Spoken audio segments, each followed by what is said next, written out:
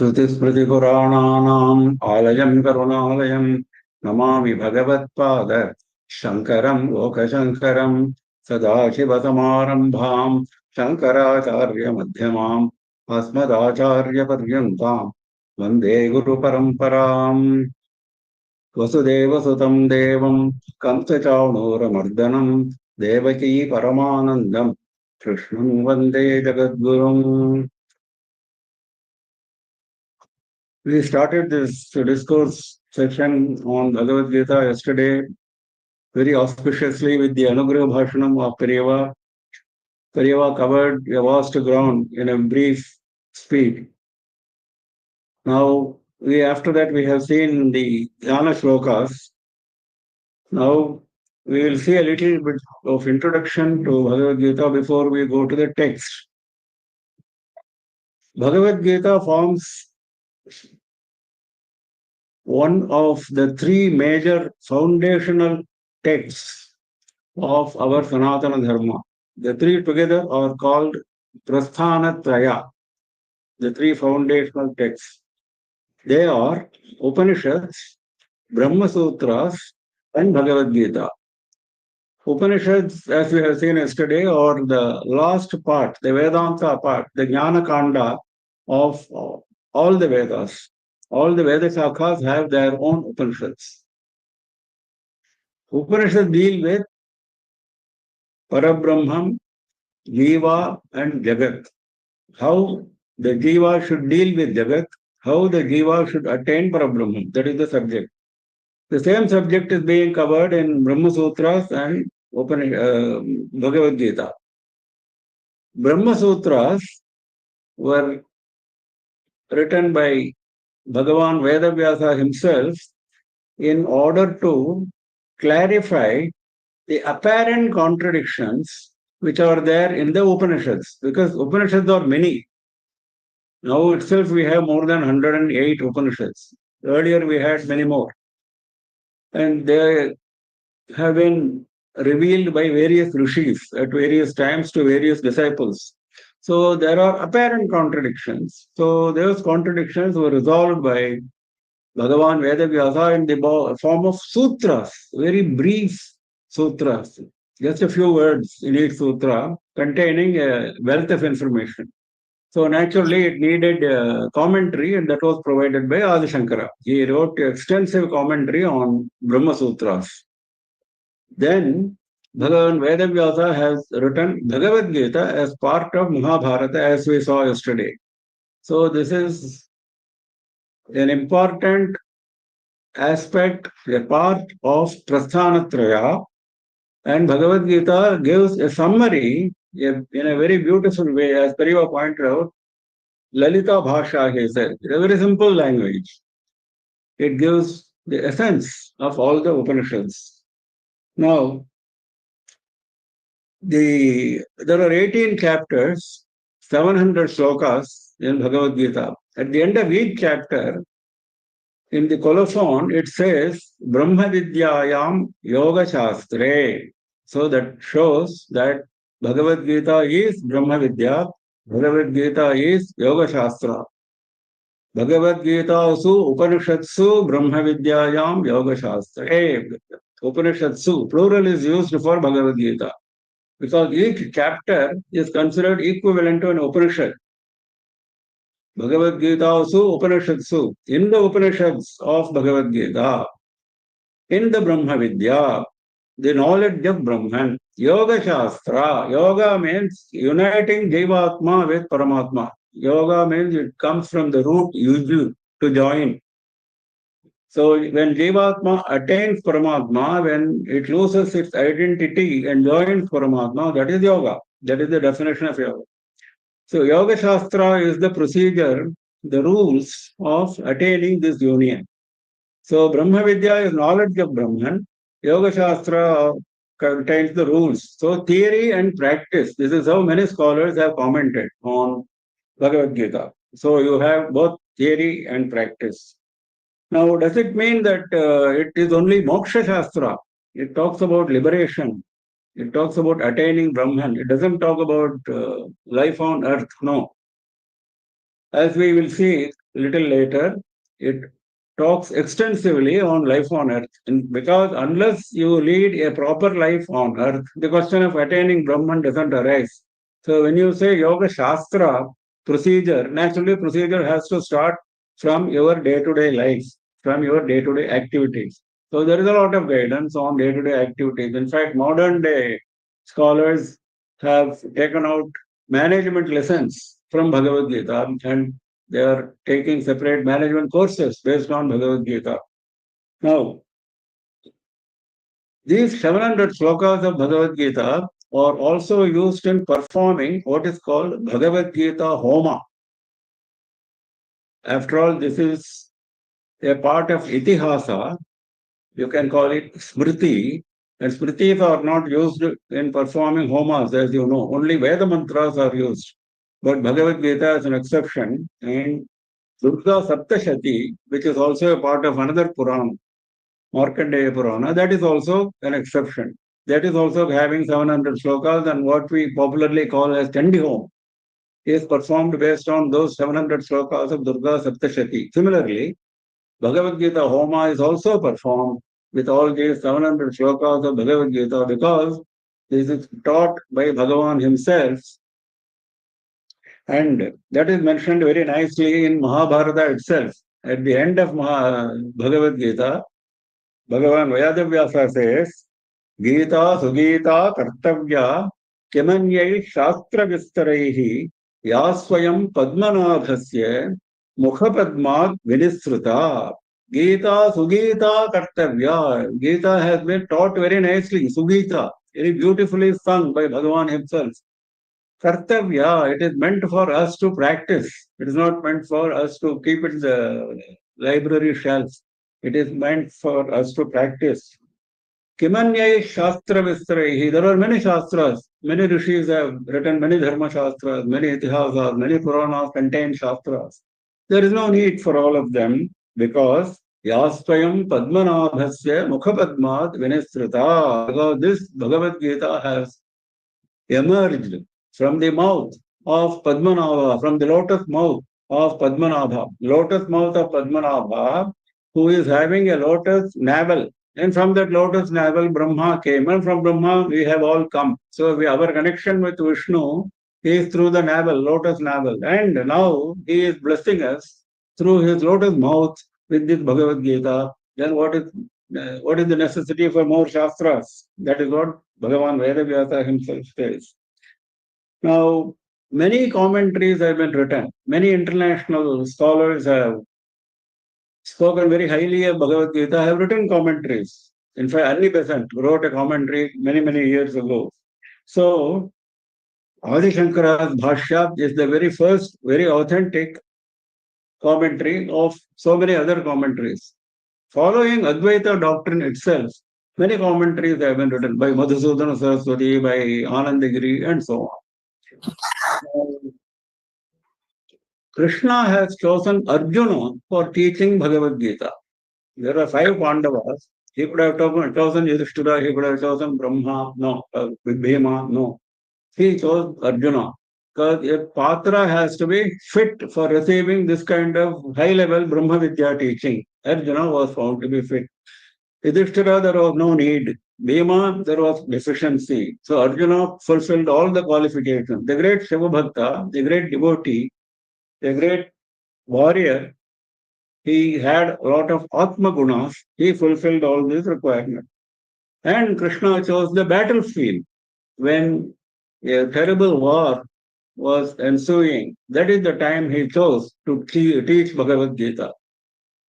Because though there was a battle going to rage, there was a battle raging in the mind of Arjuna, whether to fight that battle or not. So that battle in the mind of Arjuna had to be quenched. So that was the occasion for us, because that is a constant battle of good and evil forces, dharmic and adharmic forces in all our minds at all times.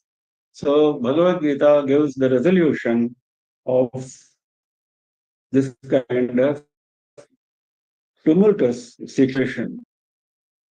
Now we will follow Shankara's Bhashya in this study.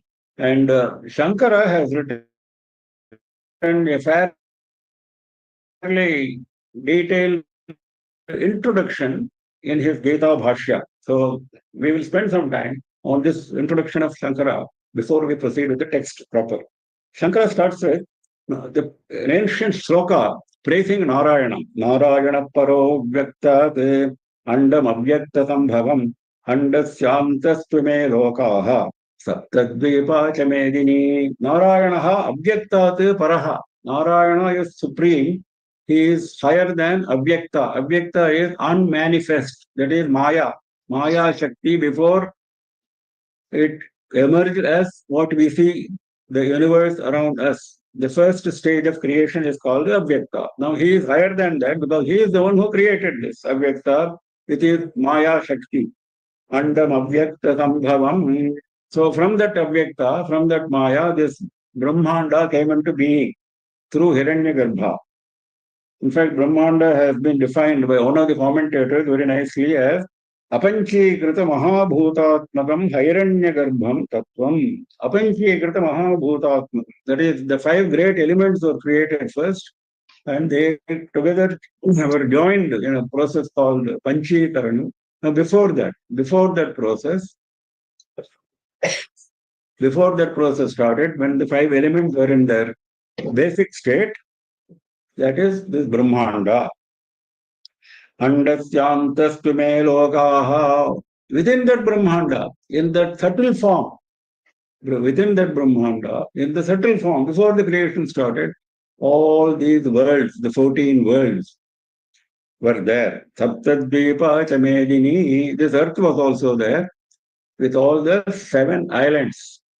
This earth is supposed to be having 7 islands. The 7 islands are Jambudvipa, where we are now situated. Jambudvipe, Bharatagande, Bharatavarshe, Meroho, Dakshine, Partve. That is where we are. Now, Jambudvipa, Plakshadvipa, Kushadvipa, Kraunchadvipa, Shakadvipa, Shalmaladvipa, and Pushkaradvipa. These are the 7 dvipas, 7 islands, which constitute the earth.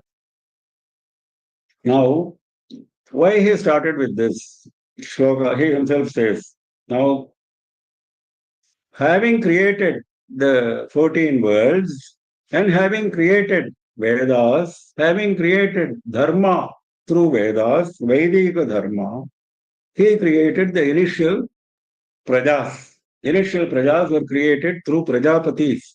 At that time, this is what Shankara says in his explanation.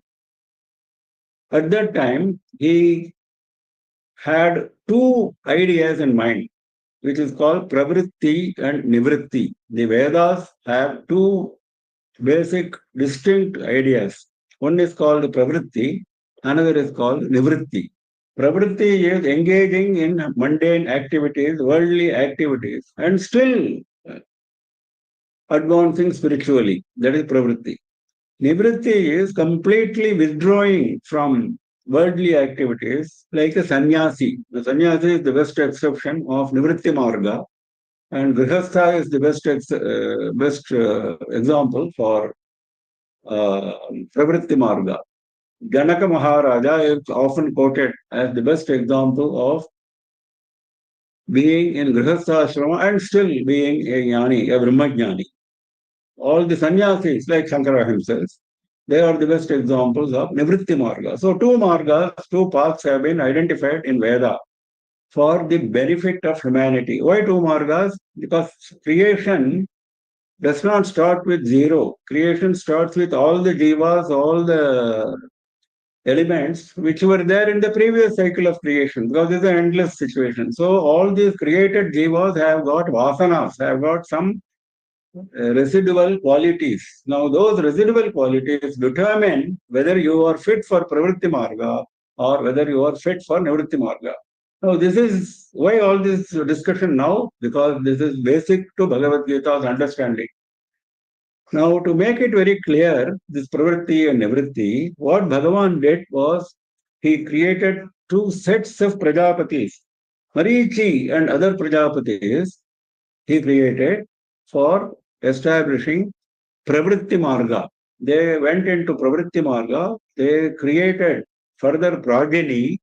They were responsible for further progeny and expansion of this creation, and the forerunners of Pravritti Marga.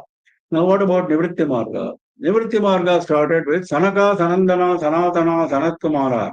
All of them have come from Brahma only. Marichi and other Prajapatis also came from Brahma. Sanaka and others also came from Brahma, but Sanaka and others represented Nivritti Marga.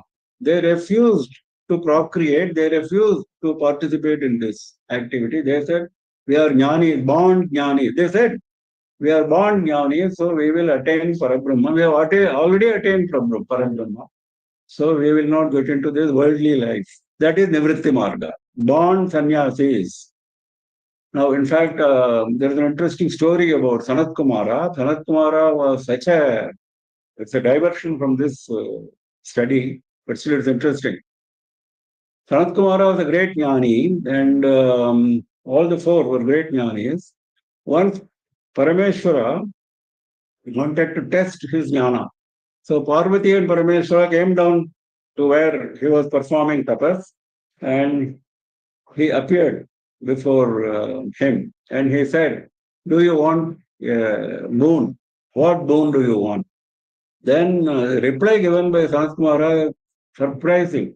When Shiva himself has come, Parvati herself has come. You know what he said? I don't want any boon. Who told you to come? This is what he said. I am not interested in any boon. What I have to attain, I have already attained. That is Brahma. Then Shiva was surprised and he said, okay, if that is the case, I still want to give you a boon. You ask for some boon. You are not interested, but still ask for some boon. Then you know what Sanat Kumara said? My desire is to give you whatever boon you want. This is the reply. My desire is to give you whatever boon you want. So what he tells Shiva.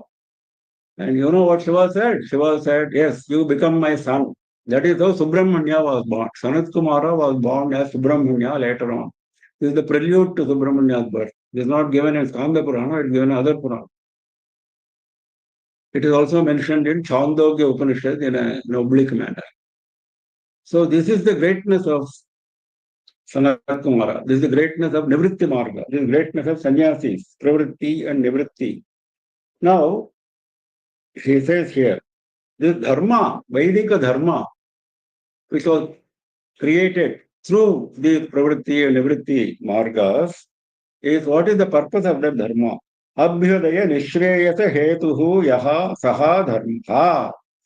This what we discussed a few minutes ago has been brought out clearly by Shankara here. He says this dharma has got two dual purpose, Abhyudaya and Nishreyasa. Abhyudaya is material advancement, being happy in this world.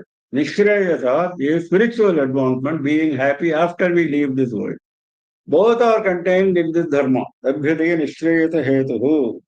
Brahmanadhyaihi varnibihi ashramibihi shreyorthibihi anushthiyamanaha. This is what the dharma says. He says, the four varnas starting with Brahmanas and the four ashramas starting with Brahmachari. Varna ashrama dharma is basic to this system. There is no question of deviating from Varna ashrama dharma like various modern commentators may explain Bhagavad Gita. We are not going to do that. We follow Shankara. Varna dharma and ashrama dharma are basic, and Varna is decided on birth. This is what Shankara himself explained. And ashrama is as we proceed in life. So this is basic. This is what determines the dharma, and you have to follow this dharma so that the progress is maintained. Progress of all. He himself says this. Shreyorthibihi anushthiyamana. Those who want Shreyas, yesterday we defined Shreyas as spiritual advancement, as opposed to prayers, which is material happiness. So, those who are interested in Shreyas, they should follow this Varna Ashrama Vaidika Dharma. Then what happened? For a long time this was happening. Then because of human desires, कामोद्भवात् हीयमान विवेक विज्ञान हेतुकेन अधर्मेण अभिभूयमाने धर्मे. Dharma was overpowered by adharma. Why? Aviveka hiyamana viveka vijnana hetukena. Because the basic quality for spiritual advancement is to develop viveka, dispassion and vairagya. Now, dispassion and detachment, slowly people lost because of desires. Kamodbhavat, various desires entered their minds, and so dharma got overpowered and got expanded. Pravardhamane then in order to maintain Jagataha Sthitim Paripalayushuhu, he wanted to maintain the sthiti of the world, the state of the world as it was at the time of creation. Then, for protecting this Vedic Dharma, he took birth as Krishna, as an aspect of his own. Vasudevat, Devakyam Vasudevat, Brahmanattvasya Rakshanartham, Amshena Krishnaha Kila Sambabhuva. Now, once Vaidika Dharma is, he says, once Vaidika Dharma is protected, Varnashrama Dharma will be protected. So, though there was absolutely no need for Bhagavan to take an avatara, he is not bound to take any avatara. Only because of compassion, Shankara says, only because of compassion towards the suffering humanity who are deviating from Dharma, where Dharma has been overpowered by Adharma. Jnana Aishwarya Shakti Bala Virya Tejobhihi Sada Sampannaha. He is always filled with Jnana, with Aishwarya, wealth, Shakti, power, Bala, strength, Virya, power, Tejaha, brilliance. All these are ever with him. Still, Trigunaatmika Vaishnavim Swam Maya Mola Prakritim Vashikritya. He made use of his innate Shakti of Maya and he came down to earth in the form of Krishna. Though Nitya Shuddha Buddha Mukta Swabhavaha Api Sanna, this is our target, this is our goal. So that is why he is mentioning that. Our goal is to become Nitya Buddha Shuddha Mukta Swabhava. Shuddha is pure, all impurities must go. Mukta is liberation from the cycle of samsara. Then Buddha is, before Mukti you should get Jnana. Shuddha Buddha Mukta. So he is all this, but still, for the sake of Lokanugraham Kurvanna Lakshyate, for the sake of Lokanugraha, blessing the earth, he came down and he blessed Arjuna with this Gita. Vaidikam Dharmadvayam Arjunaya Shoka Moha Mahodadhav Nimagnaya Upadidesha. He taught this great Gita to Arjuna because he was immersed in the ocean of Shoka and Moha. Now, this aspect is being emphasized repeatedly in Shankara's commentary throughout Bhagavad Gita, that the genesis of samsara, the genesis of our repeated coming back to earth is Shoka and Moha, grief and delusion. We are grieved at various losses. We are deluded by various things that we see around. So these are the two basic flaws in our mental makeup which call for our rebirth. That is what happened with Arjuna. So he chose that occasion to teach Arjuna. This Gita, he says, Idam Gita Shastram Samasta Vedartha Sara Sangraha Bhutam. This is what Shankara himself said. All Vedartha Sara, Upanishad Sara, Sangraha have been summarized nicely in this Gita Shastram. But there are apparent contradictions. So some of the passages are difficult to comprehend. Shankara himself said, Durvigneya, Tadartha Avishkaranaya, for understanding the meaning of some of the difficult passages, many commentators have written before Shankara. He says, but those commentaries have still apparent contradiction, not convincing. So I am writing this commentary. Atyanta viruddha anekarthatvena. They have internal contradictions in their commentary itself. So, vivekataha artha nirdharanartham, in order to establish a proper reasoned meaning, I am writing Sankshepataha Vivaranam Karishyami, a brief commentary I am writing. Now, what is the prayojana? What is the purpose of this Gita Shastra? As we have seen, samsarasya atyanta uparama lakshanam. That is, getting away from samsara, attaining Brahma is the aim. That is why Nivritti Marga is mentioned. Now, what about those who are not qualified for it? For them, Abhyudayarthopi yaha pravritti lakshanaha dharmaha. Even those who are interested only in material welfare, if they follow this dharma, and slowly, gradually, if they dedicate their activities, Ishvara Arpana Buddhya Anushthiyamana. If they perform their activities and dedicate all their activities to Ishvara, what we are going to see in Karma Yoga. So he is briefly mentioning all those thoughts here in the introduction itself. Ishwararpana buddhya anushthiyamanaha sattashuddhaye bhavati phalabhisandhi varjitaha. Two clauses is putting. One is all your activities should be dedicated to Ishvara. Second is all your activities should be performed as a duty without expecting any fruit. Phalabhisandhi varjitaha. Without phalabhisandhi, without expectation of fruit. Then why? Sattva shuddhaye bhavati, in order to purify our mind. Why to do karma? Because you are not qualified for nivritti marga. That means you have to engage in karma. You are bound to engage in karma.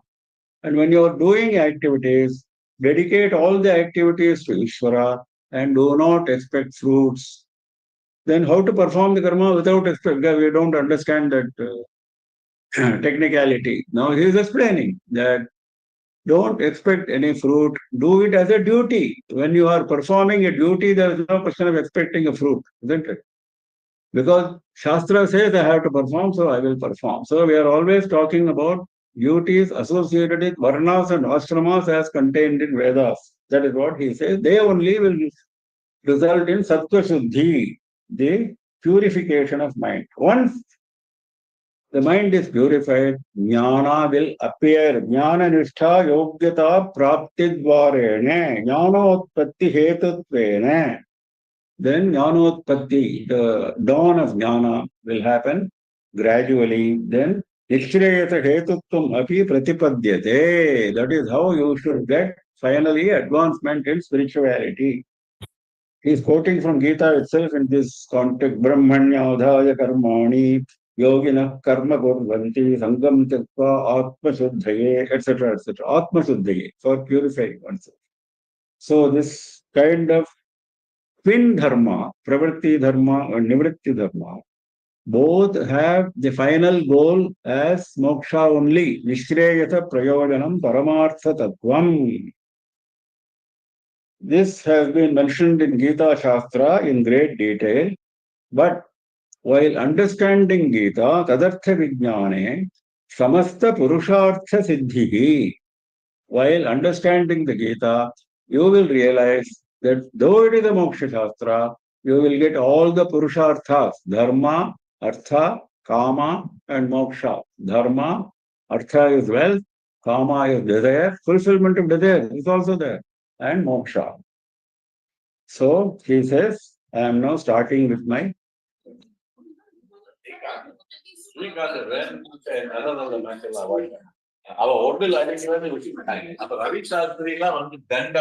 somebody's voice is coming out. Please ask everyone to mute.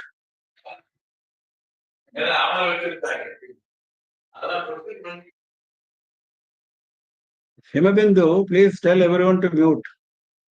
I'm muted, sir. Thank you.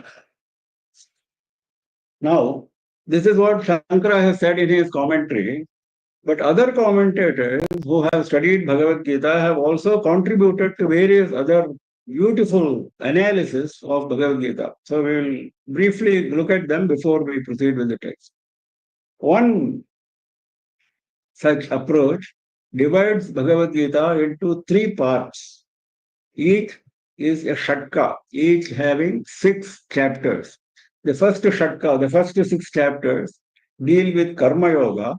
The second 6 chapters, second shatka deals with Bhakti Yoga, and the third with Jnana Yoga. This is one interpretation.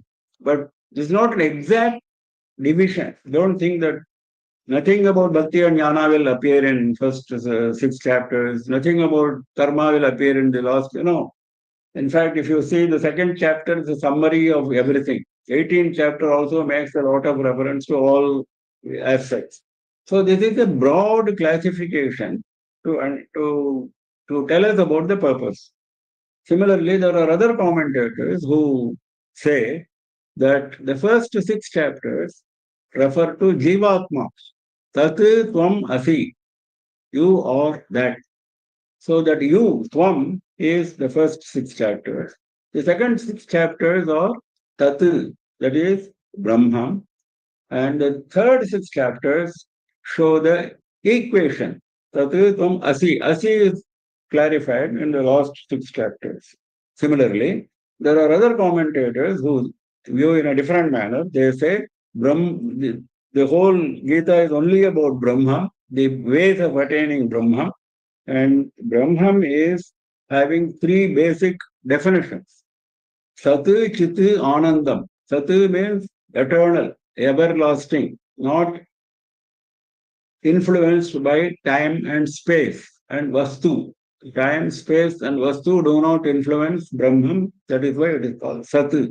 So the first 6 chapters refer to Sat. The second 6 chapters refer to Anandam, the bliss aspect. And the third 6 chapters refer to Chit, that is consciousness, because all are filled with consciousness. Even inert objects have got dormant consciousness, according to our Shastra. So, this is a kind of interpretation, kind of understanding of Gita. Many scholars have understood it that way. Now we start with first chapter. First chapter is called Arjuna Vishada Yoga.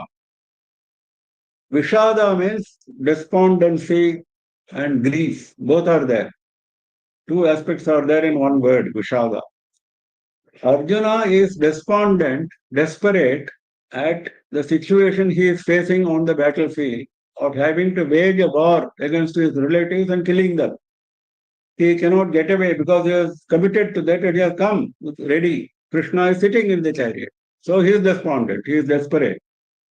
Grief, because while I kill my own gurus, my own relatives, I am going to be subject to grief. So that grief has come already over him. So he is a bundle of despair and grief. And that is what is mentioned as Arjuna Vishada Yoga. But how does it qualify as yoga? Vishada we all have permanently. All our activities are full of Vishada, full of despair and grief. So do we qualify as yogis? No.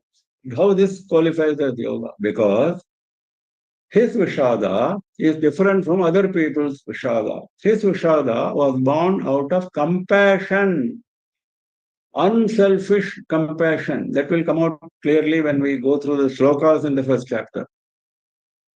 Because he was compassionate, driven by compassion, he qualifies to receive this teaching and he qualifies to proceed on yoga. So the very Vishada becomes the first step in yoga in his case, because it comes out of Sattva Guna.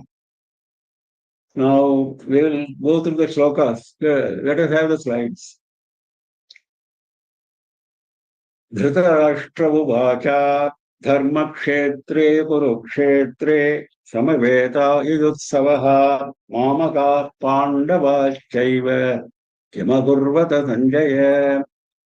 Now there is only one shloka in all these 700 slokas spoken by Dhritarashtra, because Dhritarashtra is sitting in his palace and Sanjaya, his minister, is sitting by his side. Sanjaya has got a divine eye given to him by Bhagavan Vedavyasa. So, sitting in the palace, he can see what is going on in the battlefield.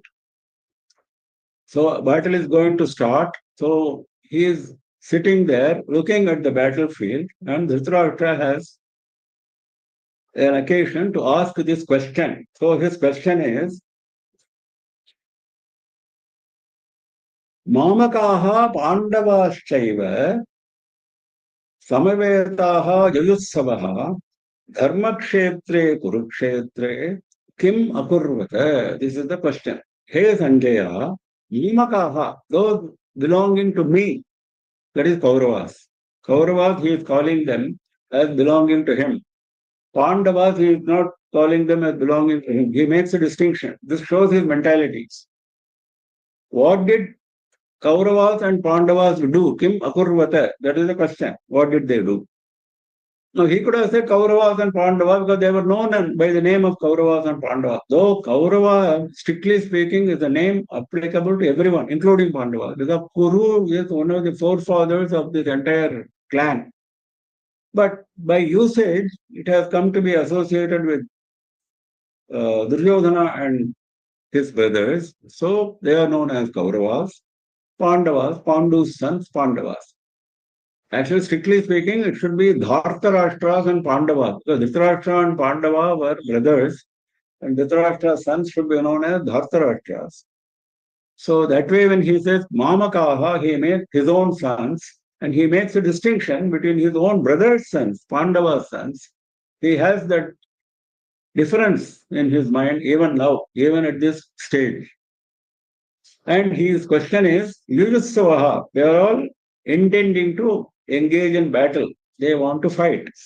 Samavetaha, they are assembled in the battlefield. Where? Which is the battlefield? Kurukshetra is the battlefield.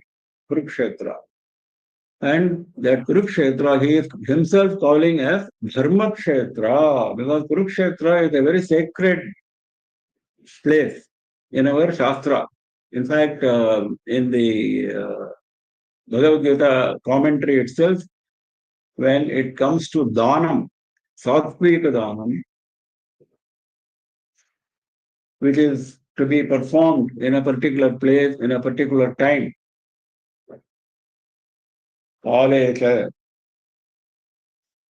so particular place, particular time, particular person, Patreta, that should be, Dhanam should be given. When Shankara is explaining for this place, qualification as place, he is giving Kurukshetra as an example. Kurukshetra sthaneshu, kshetreshu, he says.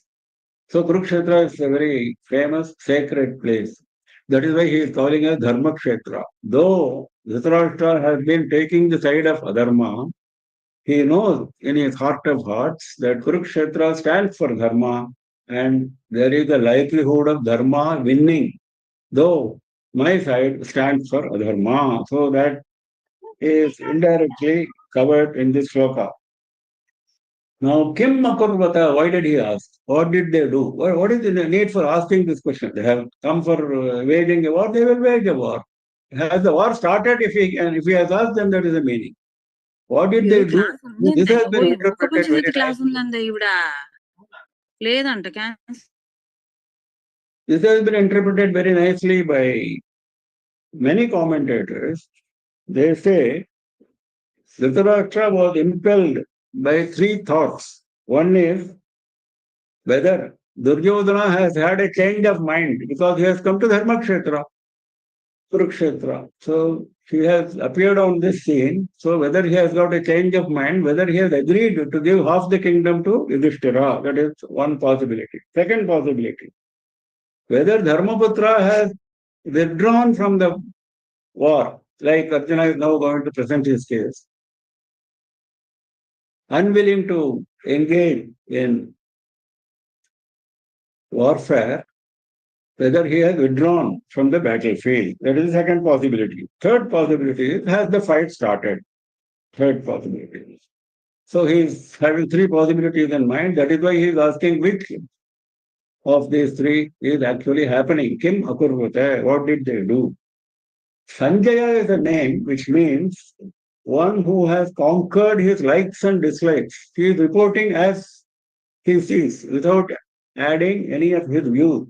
If he adds any view, which he will do at the end of the Bhagavad Gita, he will make it clear, this is my view. But otherwise, he is reporting as it is, sincerely to Dhritarashtra. So that is why he is known as Sanjaya. धर्मक्षेत्रे कुरुक्षेत्रे समवेतायुत्सवः मामकाः पाण्डवाश्चैव किमकुर्वत Sanjay. Next. Sanjay उवाच दृष्ट्वा तु पाण्डवानीकं व्यूढं दुर्योधनस्तदा आचार्यमुपसङ्गम्य राजा वचनमब्रवीत्. Sanjay says, he says, Raja Acharyam Upasangamya Vachanam Abravit. He described Duryodhana as Raja, though he is not Raja. Dhritarashtra is the Raja, but he is the virtual Raja because Dhritarashtra is a powerless, blind Raja. He has delegated all his power to Duryodhana, as we have seen. So he is calling him Raja. He says Raja went to approach Acharya, that is Dronacharya, Acharyam Upasangamya. Idam Vachanam Abravit. He spoke these words. In what context? Pandavanikam Vyudham Drishtva. Tada Duryodhanaha Raja. Then Raja Duryodhana spoke. After seeing Drishtva, Pandava Anikam, Pandava's army, Vyudham in full battle array. Vyudham is full battle array, arranged, marshaled. So, after seeing that, he spoke these words. What did he say?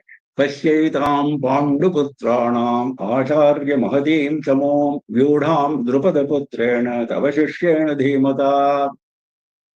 He is now introducing to Dronacharya the opposite side, the Pandava Sena. Is it necessary? Does not Drona know who is there on the opposite side?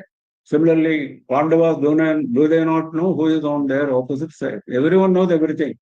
But Duryodhana has got some kind of agitation in his mind. Having come to the battlefield, when he sees the Pandavas arrayed opposite him, he has developed some kind of mental agitation, and he wants to get rid of this mental agitation by speaking incongruently, unnecessarily to his own Acharya. So he says, hey Acharya, Etam Panduputranam Pashya. Look at these sons of Pandu. Mahatim Chamu. They have amassed a great army, and that army has been marshaled by Drupadaputra. Yodham Drupadaputrena. Drupadaputra is Drishtadimna. Drishtadimna is the one who is the first day's commander. So he says, Drupadaputra, Drishtadimna, he has marshaled this great army. Tavashishyena Dhimata. Who is Drupadaputra, Drishtadimna? He is your Shishya, your own Shishya, whom you have taught archery. He is now on the opposite side, and he is very intelligent. Dhimata, he is very intelligent. Like this, he starts his lecture.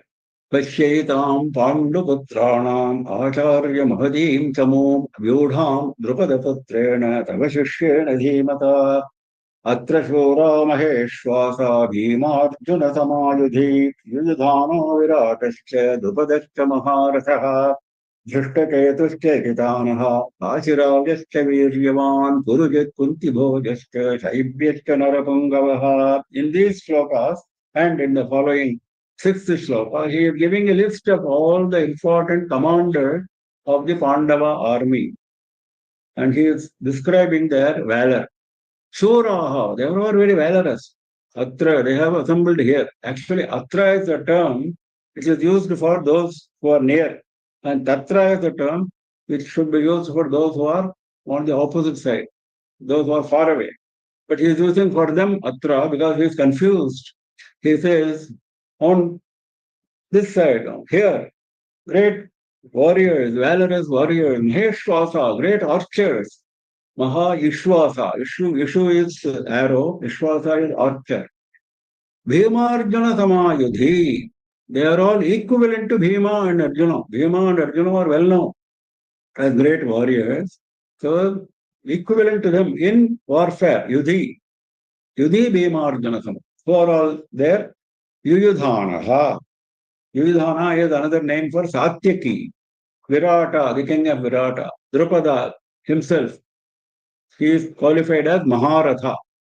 All are Maharathas, he is going to say later on, but as a mark of respect to Drupada, a great king, he is saying Maharatha. What is Maharatha? Maharatha is defined as a warrior, a commander, who is commanding 11,000 archers. Eko dasha sahasrani yodhayet yastu dhanvinam shastra shastra praveenascha shavai proktaha maharathaha dasha sahasrani.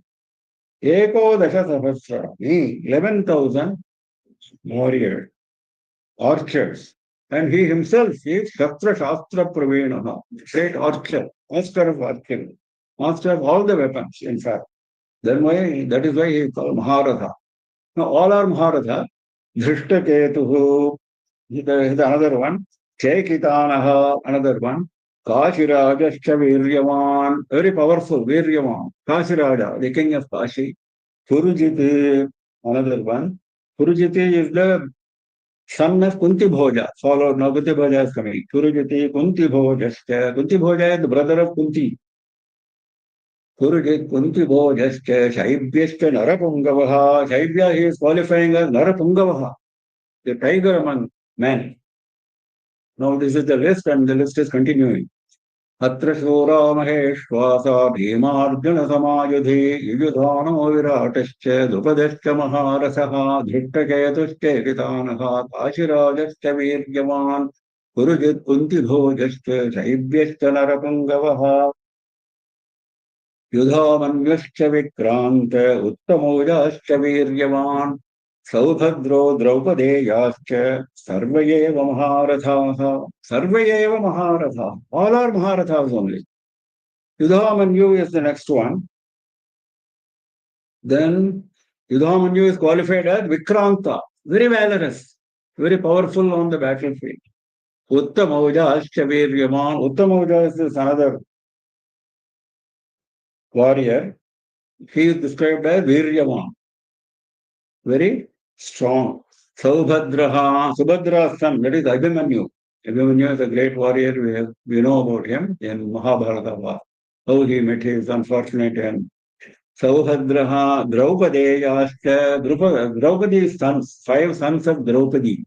Sarvayeva Maharatha. So he has completed his list of very important warriors who are standing on the opposite side. Now he is coming to his own side because he doesn't want to give an impression that he is impressed only by the enemy. He is also impressed by his own army. He wants to increase his own self-confidence. So he says, Asmakam Tavishishtaye Tannibodha Vijottama Nayaka Mama Sainyasya Sajnartham Tanravimite. Vijottama, oh, the best among Brahmanas. Drona was a Brahmana, was a guru, great archer, but he was performing the job of a Kshatriya, which is engaging in warfare, which is not normal. In fact, that is not at all recommended because it deviates from your basic qualities as a Brahmana. Basic qualities of a Brahmana are Sattva Guna, worship of Bhagavan, for continuing to do the rituals, teaching the Vedas to others, etc. Now, you are not supposed to engage in warfare which creates himsa, violence, but he chose that path. Dvijottama asmakam te vishishtaye tan nibodha. In our side, asmakam. Vishishta, those who are especially great, Vishishtaha, tan nibodha, look at them. Look at them, he says, as if he doesn't know them. This is a very funny way of addressing an acharya. Tan nibodha, he is ordering the acharya to look at these people. He is totally confused. That is why he is using this kind of unsuitable words towards the acharya. Nayaka mama sainyasya sanyartham tan bravimite. Mama sainyasya nayakaha. the commander is of my army. Why should, because he is commanding the army. Bhishma is commanding the army that day. Drona is an important commander. So will anyone go and say, my army? He says that. Because he is so puffed with pride, because all these kings have come at his behest from various parts of India, they have come for fighting on his side. So he says, Mama Sainyasya Sanjnartham Tanbravimite Te Sanjnartham, for your information. Is it necessary? Whether you not know, this is the unnecessary talk. Te Sanjnartham, for your information, Tanbravimi, I am telling you. युधामन्यश्च विक्रान्त उत्तमौजाश्च वीर्यवान् सौभद्रो द्रौपदेयाश्च सर्व एव महारथाः अस्माकं तु विशिष्टाये तान् निबोधद्विजोत्तम नायका मम सैन्यस्य संज्ञार्थं तान् ब्रवीमि ते भवान् भीष्मश्च कर्णश्च कृपश्च समितिञ्जयः Ashwatthama विकर्णश्च सौमदत्तहृदयद्रथः. Saumadastis Tathaivacha, it says here, there both versions are there. Anye cha bhahavashura, madarthe tyakta jevitaha, nana shastra praharanaha, sarve yuddha vicharadaha. Now he is coming out with a list of warriors on Duryodhana's side. Bhavan, yourself. Bhavan is a way of, respectful way of saying yourself. Tvam is normal, ordinary. Bhavan is with respect. Yourself, that is Drona himself, then Bhishma, then Karna, then Kripacharya. Kripacharya is qualified as Samitinjaya. He is ever victorious in war. Ashwathama, Vikarna, Saumadatti, Saumadattis Tathaivacha, similarly. Or another version is Saumadattar Jayadrasa. Jayadrasa is also included. Anyeja Bhavashura, because he has given a few names, then he says there are many more such people. Shuraha, they are all very valorous. Madarthe, Tyakta Jivitaha. Tyakta Jivitaha means they have already lost their life. They have dropped their lives. That means what? They have come determined to lose their life. For my sake, mother's sake. They are committed to me, so they, even if they lose their life in the battle, they will not bother. Madarthe, Tyakta Jivitaha, Nana Shastra Praharanaha, they are all employing various weapons. They are all very clever in use of those weapons. Sarve Yuddha Visharadaha. They are all very clever in performing this warfare. Bhavan Bhishmascha Karnascha Kripascha Samitinjayaha Ashwathama Vikarnascha Saumadattis Tathaivacha Anyega Bhavashura Mudarthe Tyakta Jivitaha Nana Shastra Praharanaha Sarve Yuddha Visharadaha अपर्याप्तं तदस्माकं बलं भीष्माभिरक्षितं पर्याप्तं तदमे तेषां बलं भीमाभिरक्षितं. Now he says he is using the term aparyaptam for the opposite side army, enemy army, and for his own army he is using the term paryaptam. Now we have to understand these two terms very carefully because it has been interpreted in two opposite ways by various scholars. First, let us look at the normal meaning. Aparyaptam means insufficient. Paryaptam means sufficient. This is the normal meaning. The first meaning is what Bhishma is commanding our army under the command of Bhishma, Bhishma Dhirikshitam, Asmakam Balam, our army, is insufficient. Whereas the army under the protection of Bhima, Etesham Balam, these people, their army, Paryaptam, that is sufficient. So he is worried. Though their army is smaller in size, they have 7 Akshauhinis. Akshauhini is the unit of army. Whereas Duryodhana has got 11 Akshauhinis. 11 here and 7 there. Who is having more? Who is more powerful? Duryodhana is more powerful. But now he says, opposite side is sufficient. Our side is insufficient. That shows his diffidence because he is following the path of adharma which he knows. Aparyaptam tadasmakam balam bhishma adhirakshitam, he says. Now the other interpretation is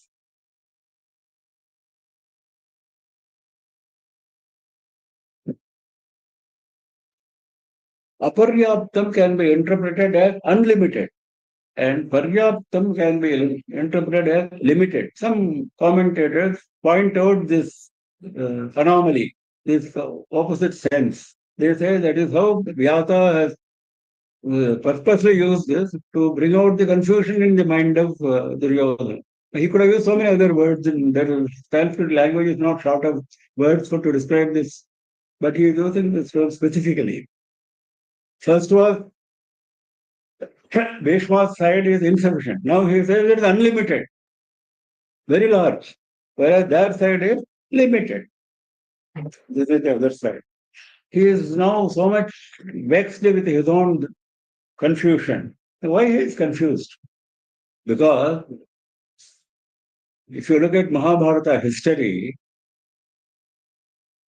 when Krishna went as an emissary to broker peace to Duryodhana, he of course was dishonored in the Sabha, etc. That all we know. He had a separate conversation, one-to-one conversation with Duryodhana. Then he was asking him, why do you follow this path of adharma? When you know you are also a scholar, you have been tutored by same Drona, you know the Shastras. Why are you following this path of adharma? He asked him. You know what Duryodhana said? Very, very interesting. He said, Jnanami dharmam nachame pravrittihi, jnanam dharmam nachame nivrittihi. I know dharma. Yes, you are right. I have studied all dharma. But my mind does not go toward dharma. Nachame pravrittihi. I cannot engage my mind in dharma. Jnanam dharmam. I know what is adharma. Nachame nivrittihi. But I cannot take my mind off that path of adharma. This is his own confession. His own confession to Krishna himself before the war started, when Krishna went as an emissary. So that confusion, because he knows, na, Dhanami Dharma, he knows Dharma. So he is now worried. That worry has come here. अयनेषु च सर्वेषु यथा भागम् अवस्थिताः भीष्ममेवाभिरक्षन्तु भवन्तः सर्व एव हि. Now, he is not an army commander today. Bhishma is the commander. Drona is a senior acharya. He is only one of the several commanders, Duryodhana, today, in today's bashing. But he assumes that he is the supreme commander. He is now addressing his own army. And he says, Ayane Sujasarveshu Yatha Bhagam Avasthita. Ayana is the various arrays, battle arrays, various sections. Various sections of the army array. Various people are standing in battle array in their respective places, Yathabhagam, in their respective places. All of them, Bhishma Meva Adhirakshantu, they should all protect only Bhishma. Bhavanta Sarvayevahi, all of you, Bhavantaha Sarvayevahi, all of you should make it a point to protect Bhishma, because Bhishma's life is very precious. So, and he is our commander today. He is a great warrior. We should keep protecting him. Aparyaptam tadatmadam balam bhishmaabhirakshitam paryaptam tudame tesham balam bhimabhirakshitam ayanetu yadaveshu yatha bhagamavasthitaha bhishmamevadhirakshantu bhavantas sarvayevahi.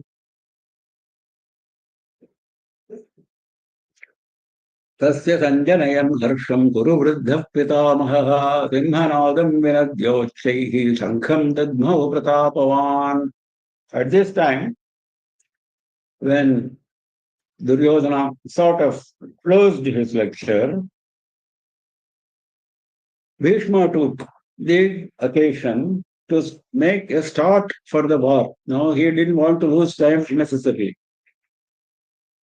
Because if you allow more time to Duryodhana, we don't know what he will do. So he wanted to put a stop to all this blabbering of Duryodhana. He said, let us start the war for which we have assembled here. So he said, and he was also aware that Duryodhana was depressed.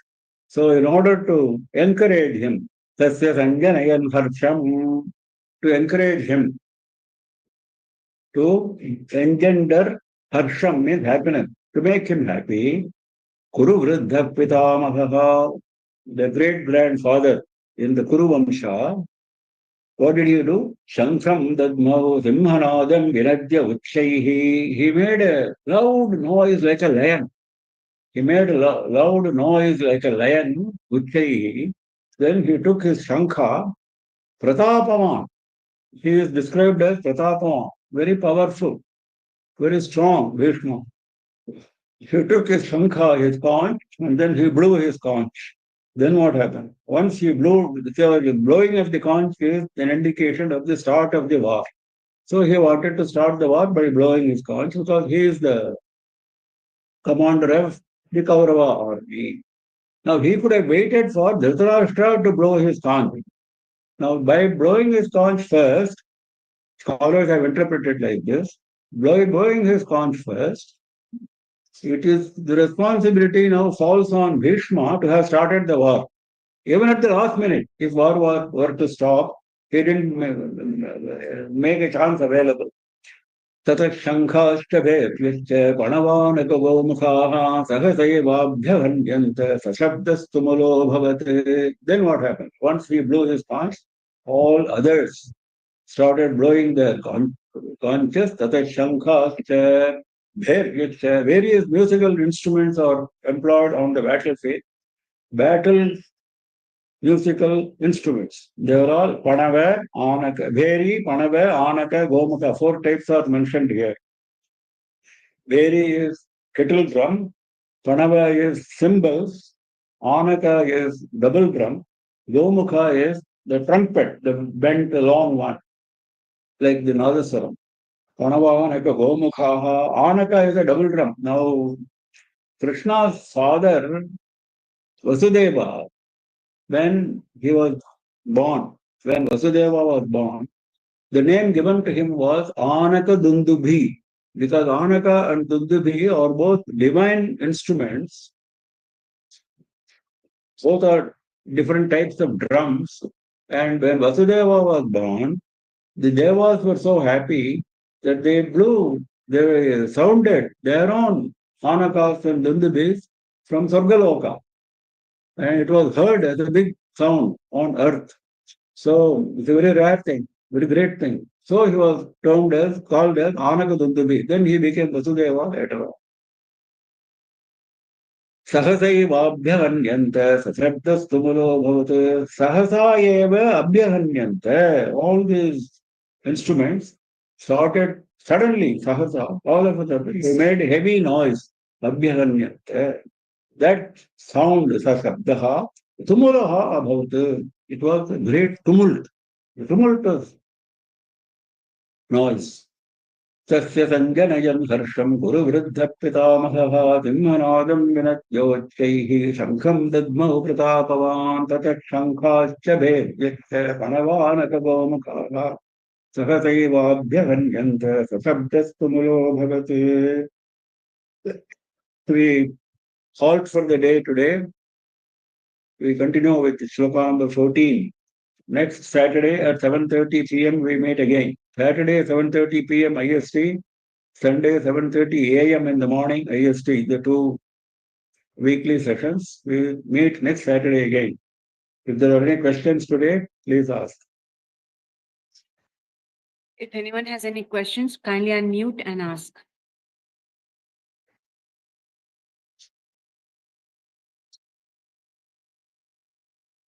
I don't think we have any questions. Yeah, okay. So we close for the day. Namah Parvati Pataye Har Har Mahadeva Sarvatra Govinda Nama Sankirtanam Govinda Govinda Raja Rajeshwarye Jaya Jaya. Thank you everyone for joining. We hope to see you all next week on Saturday. Thank you. Har Har Shankara, Jai Jai Shankara. I'm ending the meeting. Thank you.